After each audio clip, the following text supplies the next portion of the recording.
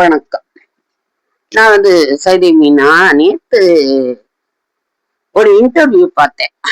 இன்டர்வியூல கஸ்தூரி நடிகை கஸ்தூரி பேட்டி கொடுத்துட்டு இருந்தாங்க. அதுல பாத்தீங்கன்னா உம், கண்டபடி ஒரு செல்போன் வச்சுட்டு எல்லாரும் போற வரவங்க எல்லாம் வீடியோ எடுக்கிறாங்க அப்படின்னு சொல்றாங்க. அது வாசம் தான், நானும் அதை நினைச்சிருக்கிறேன். அந்த காலத்துல எல்லாம் பாத்தீங்கன்னா அது செல்போன் கிடையாது. ரேடியோல தான் எந்த விதமான நியூஸையும் கேட்டுக்கிறது, அவ்வளவுதான். அப்புறம் டிவி வந்தது. எம்ஜிஆருடைய மறைவை அதுலதான் 2 நாள் 3 நாள் பார்த்தோம். அப்புறம் அப்துல் கலாம் ஐயா வெளிநாட்டுல இருந்தெல்லாம் பார்க்க வந்தாங்க. இளைஞர்கள் வெளிநாட்டுல இருந்தெல்லாம் அவர் பேச்சுக்காக, அவர் பேச்சு தந்த ஊக்கத்தை பயன்படுத்தி முன்னேற துடிக்கிற இளைஞர்கள் வெளிநாடுகள்ல இருந்தெல்லாம் வந்தாங்க. அப்புறம் அம்மா இறந்தது, இப்படி நிறைய நிறைய சொல்லலாம். இப்போ கஸ்தூரி என்ன சொன்னாங்கன்னு சொன்னா, நான் இது அவருடைய துக்க வீட்டுக்கு போயிருந்தேன். அது அவங்க வேற மாதிரி சொன்னாங்க, அதனால இல்ல. துக்க வீட்டுக்கு போயிருந்தேன். அப்ப இந்த கேமராவை வச்சுக்கிட்டு, செல்போன் வச்சுக்கிட்டு போறவங்க வர்றவங்கள படம் எடுக்கிறத பார்த்தேன்.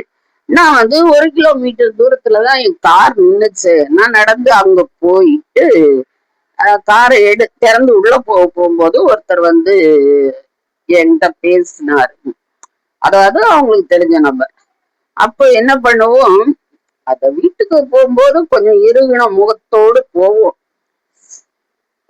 அந்த குறிப்பிட்ட வீட்டுக்கு போகும்போது இறுகின முகத்தோடு தான் போவோம். ஆனா எதிர்த்தாப்புல யாராவது வரும்போது அவங்களுக்கு மரியாதைக்காக லேசா லேசா ஒரு முருவலை காமிச்சிட்டு நல்லா அகமகிழ்ந்தெல்லாம் சிரிக்க மாட்டோம். அந்த மாதிரிதான் இவங்க சிரிச்சிருப்பாங்க போல.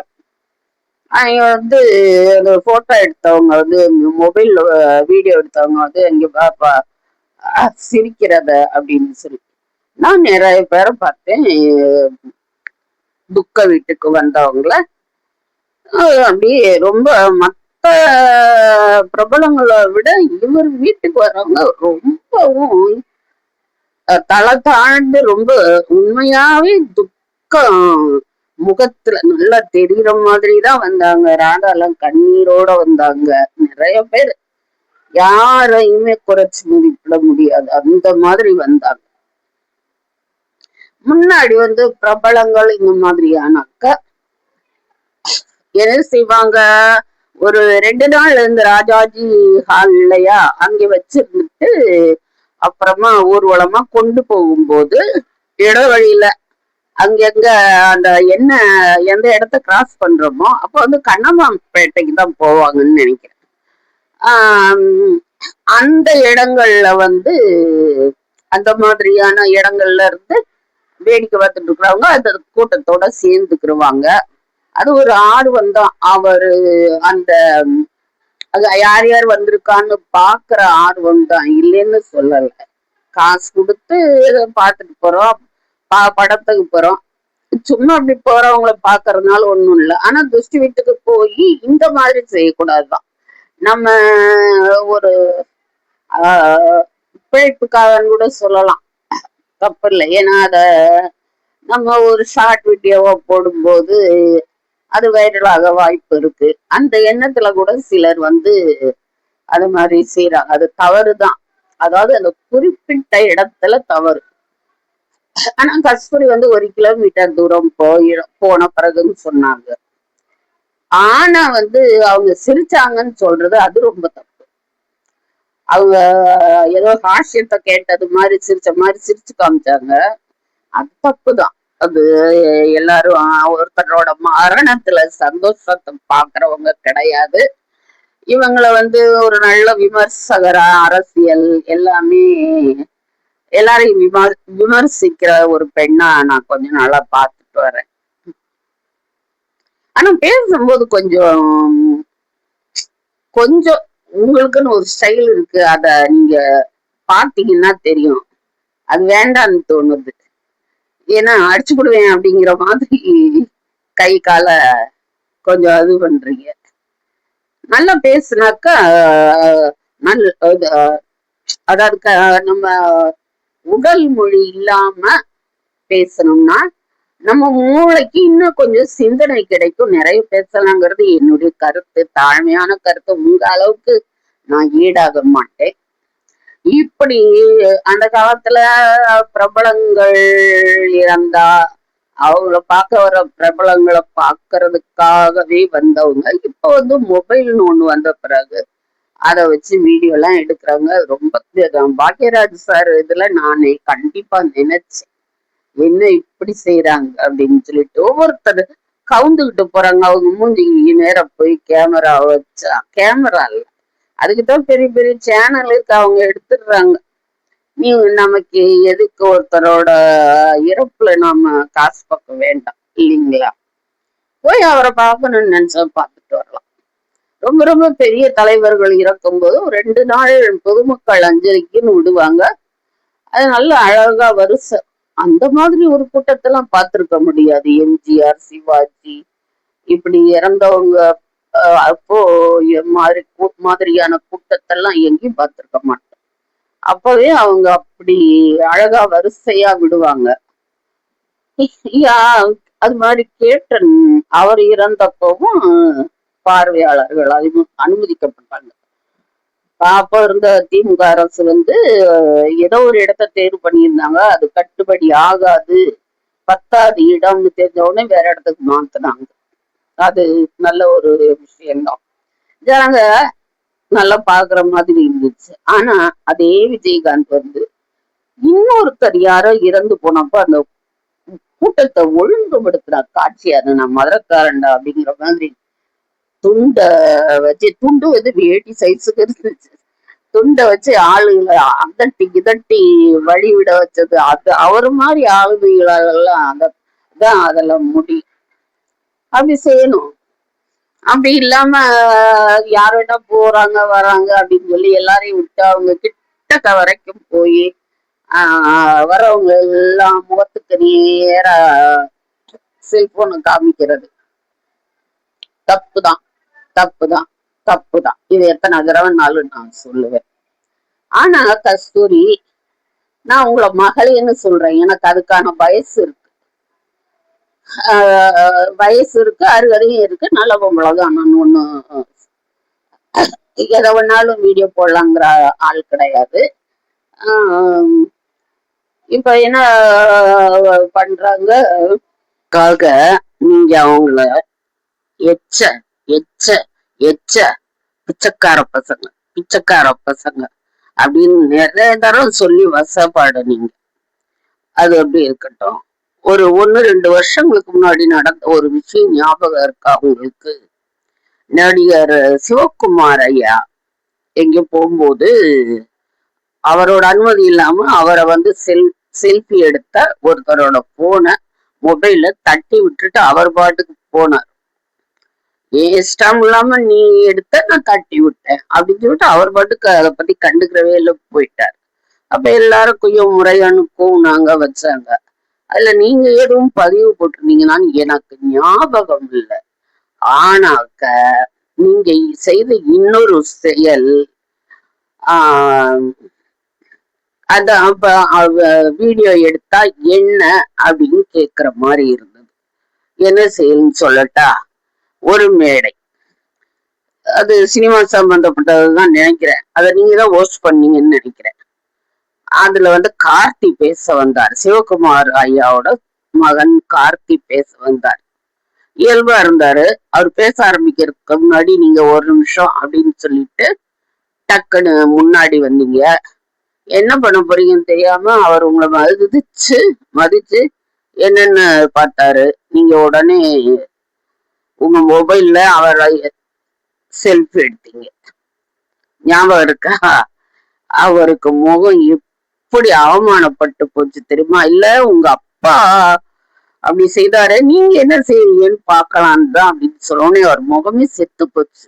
அது எவ்வளவு பெரிய அசிங்கம், அவங்களுக்கு அவமானமா இருந்திருக்காதா? அவ்வளவு பெரிய கூட்டத்துல வச்சு நீங்க அந்த மாதிரி அவமானப்படுத்துறீங்க.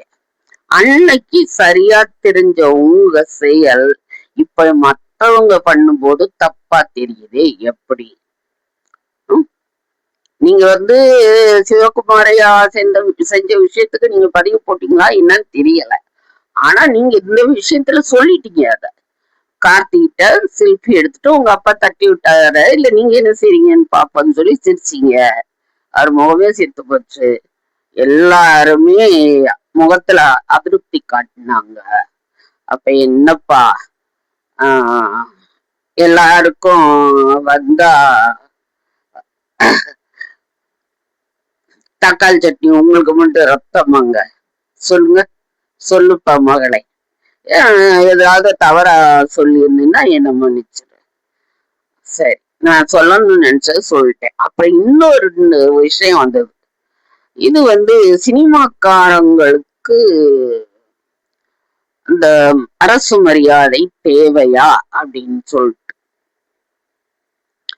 அப்படின்னா எனக்கு தெரிஞ்ச அரசியல்ல இருக்கிறவங்களுக்கு மட்டும்தான் அந்த மரியாதை கொடுக்கறத நான் பார்த்திருக்கிறேன். அரசியல்ல இருக்கிறவங்களுக்கு மட்டும்தான் நான் பார்த்திருக்கேன். நம்ம ஐயா அப்துல் கலாம் பார்த்திருக்கேன். வேற பொது இந்த மாதிரி சினிமா துறையில இருக்கிறவங்களுக்கு பார்க்கலாம். அவங்களும் மனுஷர் தான். மனுஷர் மட்டும் இல்ல, என்ன மாதிரி ஒரு சாதாரண மனுஷர் இல்ல, சமுதாயத்துக்கு நல்ல கருத்துக்களை அவங்க முன்னாடி கொண்டு போய் வைக்கிறதுக்கு வாய்ப்பு கிடைச்ச மனிதர்கள். கள்ளிப்பால் ஊற்றி பெண் குழந்தைகள் கொல்லப்படுவதை விழித்திரையில் காமிப்பவர் எவ்வளவு பெரிய கொடுமை அது பொம்பளை பிள்ளைங்களுக்கு.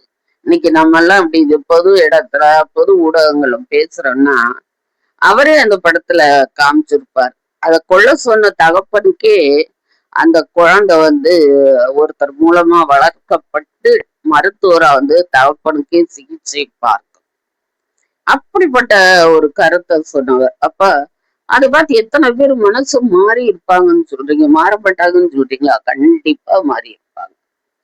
அது மாதிரி புதுமை பெண், நான் நேரமின்மை காரணமா எனக்கு எல்லாத்தையும் சொல்லல நானு. புதுமை பெண், பாரதி கண்ட புதுமை பெண்.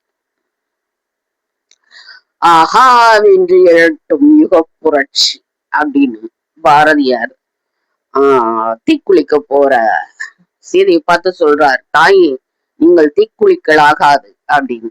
அதுக்கு அம்மா சீதை சொல்றாங்க, நீங்கள் யார் என்னை எதற்கு தீக்குளிக்கலாகாதுன்னு சொல்றீங்க அப்படிங்கிறாங்க. அதுக்கு அவர் சொல்றார், என் பெயர் சுப்பிரமணிய பாரதி, மக்கள் எல்லோரும் என்னை மகாகவி பாரதியார் என்று சொல்வார்கள்.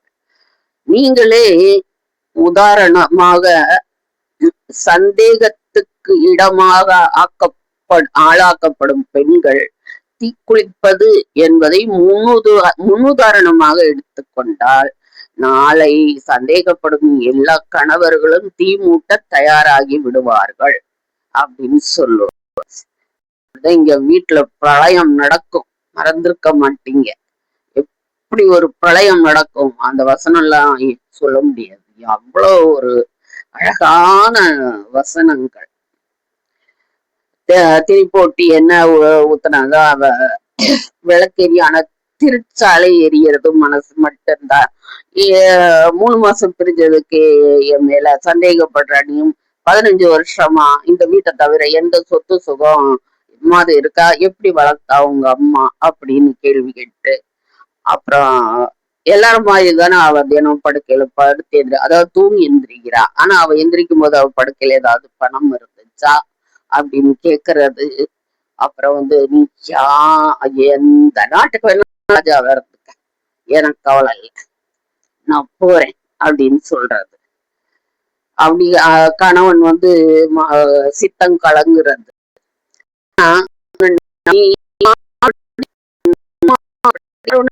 மணிக்கு ஆனா உன்னை நம்பி வர்ற பொண்ணை மட்டும் சந்தேகப்படுறாத அப்படின்னு பேசுவாங்க. நான் நீர்ல கரைவேன், நெருப்புல உருகுவேன், தப்பான வார்த்தையை மட்டும் தாங்கிக்கவே மாட்டேன்னு அந்த வசனமே நம்மளால தாங்க முடியாது. சுட்டி எரிக்கிற மாதிரி இருக்கும். அப்படி ஒரு அதெல்லாம் ஒரு கிராமத்துக்காரர் கொண்டு வந்து நம்மளுக்கு கொடுத்ததும்மா.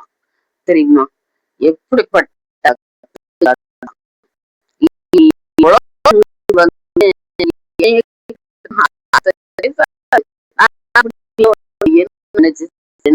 வந்து கொடுத்த தைரியம் தான். அது மாதிரிதான். இது வந்து ஒரு சின்ன உதாரணம் தான் சொன்னேன். இன்னும் நிறைய இருக்காத சொல்லல. அது மாதிரிதான் பாக்யராஜ் ஐயா. 3 இளைஞர்கள் சேர்ந்து ஒரு பெண் இடம் பிடிக்கிறது அப்படி போறாங்க. ஆனா இவர் ஒருத்தரா தமிழ் பேசக்கூடிய தமிழ் படங்கள் தமிழ் ரசிகைகள் மனதுல இவர் ஒருத்தராவே ஈஸியா கொடியேறினார். இவர் படத்துல ஆபாசம் அப்படிங்கறதெல்லாம் அதை ஒத்துக்க முடியாது. அது வேற இது வேற. ஆபாசம்னா என்ன, முன்னாடி படங்கள்லதான் இப்படி கல்யாணம் ஆகும், தாலியை கட்டுவாங்க, அவ்வளவு முடிஞ்சு. இதுல என்ன இருக்கு, அவங்க தாம்பத்திய வாழ்க்கைக்குள்ள போறாங்க, அவ்வளவுதான். ஆனா ஒண்ணு காமி அவங்க பார்த்துட்டு வரணும், சிரிக்கணும் பொம்பளைங்க சிநேகிதிகள். அப்புறம் அவங்க வந்து பாலை ஸ்டூல்ல வச்சுட்டு அவர் கால் வந்து நமஸ்காரம் பண்ணிட்டு பால் சாப்பிடுங்கணும், ரெண்டு கொஞ்சனும் கொலாவணும். இதெல்லாம் தாங்க ஆபாசம். இதுதான் நடக்குங்கிறது தெரியும். அதை காமிக்கிறது எதுக்கு அப்படின்னு கேக்குறீங்க. அதனாலதான் அத ஆபாசம் சொல்றேன். எனக்கு தெரிஞ்சு பாரதி ராஜா ஒரு முதல் இரவு சீன் வச்சிருப்பார். அது எப்படி இருக்குன்னு பாத்தீங்கன்னா, முதலிரவு அறைக்குள்ள குறுக்கும் நெடுக்கும் நடந்துகிட்டே இருப்பார் வேக வேகமா. ஒவ்வொரு தரமும் நின்று கட்டில பூவெல்லாம் பிச்சு பிச்சு போட்டுக்கிட்டு இருப்பார் கோவத்துல. அப்புறம் கடைசியில ஒரு வழியா அந்த அம்மா வரும். பாவம், அவர் பொண்டாட்டி கொஞ்சம் குண்டா இருப்பாங்க. அது படத்துல சின்ன வீடு. அவங்க உள்ள வந்தாங்களோ தரன் கைய பிடிச்சு இழுத்துட்டு போவாரு. நம்ம அந்த பொண்ணு வேற என்ன, கண்ணாடி கிட்ட கொண்டு போய் நிறுத்தி, பாரு பாரு இந்த கண்ணாடி நீ மட்டும் தான் தெரியுற, நான் எங்க தெரியுறனா அப்படிவாரு. ஆக காமெடிங்கிற பேர்ல எல்லாத்தையுமே ஒரு விரசம் இல்லாம தான் அவர் காமிச்சு சொல்லி இருப்பார்.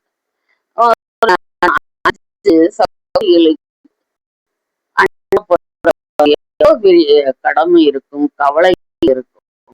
அந்த நடிப்பு சக்கரவர்த்திய வச்சு அவருடைய கேரக்டருக்கு எந்த குதமும் இல்லாம அவர் இருக்கிற நம்பிக்கையில தங்கையில விட்டுட்டு சினிமால நடிக்க போறேன்னு போயிருவாரு. அப்போ வந்து இது ஒரு தடவை சினிமாவுக்கு போகும்போது தங்கைகளை கூட்டிட்டு போகும்போது இது எல்லாரும் சொல்ற விஷயம் தான். அடிக்கடி கொஞ்சம் இந்த விரசமான காட்சி வரும்போது காசை கீழே போட்டு தேடும். அப்புறம் சரி சரி எந்திரிங்க அப்படின்னு வருது. இவரே லயிச்சு போய் அப்படி ஒரு சீனை பார்த்துக்கிட்டு இருப்பாரு. அப்ப அந்த கடைக்குட்டி பிள்ளை சொல்லும், ஆனா காசு கீழே போட மறந்துட்ட அப்படின்னு சொல்லி. இது எவ்வளவு பெரிய உண்மை தெரியுமா? குடும்பத்தோட போய் படம் பார்க்கிறவங்களுக்கு தான் தெரியும், பிள்ளை குட்டிங்களோட போய் படம் பார்க்கிறவங்களுக்கு தான் தெரியும் இது எவ்வளவு தர்ம சங்கடம். அதெல்லாம் நம்ம வாழ்வியல தான் 2 பேருமே குருவும் சிஷ்யனும் போட்டி போட்டு செஞ்சிருப்பாங்க. சொல்றதுக்கும் நிறைய இருக்கு. ஆனா திடீர் மரணம் சொல்றதுக்கு ஒண்ணுமே இல்லாத மாதிரி. எதுக்காக அவர் இப்படி திடீர்னு ஒரு வாரம் கண்ணை விட்டு அகலவே இல்லை. மனைவியை கொட்டிட்டு பாரதி ராஜாவோட துக்க வீட்டுக்கு வந்ததும் அப்பவே அவர் கொஞ்சம் வந்து கண்ணமெல்லாம் ஒட்டி போய் இருந்தார். அவர் வந்து இந்திய அளவுல ஒரு ஸ்கிரீன் பிளே எழுதுறதுல வித்தகர் அப்படிங்கிற ஒரு பெருமையும் வாங்கியிருக்காரு. அதனால அவருக்கு மரியாதை கொடுத்ததுல தப்பு இல்லைங்கிறது என்னுடைய கருத்து. அவ்வளவுதான். சரிங்களா? ஏதாவது தவறா பேசியிருந்தா சரிங்களா?